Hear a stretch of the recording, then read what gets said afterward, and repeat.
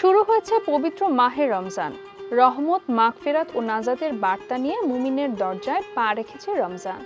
এই মাস আল্লাহ তাআলার পক্ষ থেকে অসীম রহমত ও বরকত নিয়ে আসে। রমজান মানে আত্মার পরিশুদ্ধি ও তাকওয়া অর্জনের মাস।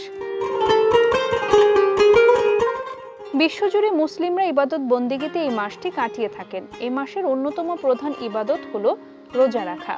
বিশ্বের অন্যান্য মুসলিমদের মতো পবিত্র রমজান মাসে রোজা রাখেন বলিউড বাদশাহ শাহরুখ খানও। বিষয়টি এক সাক্ষাৎকারে নিজেই জানিয়েছিলেন কিং খান।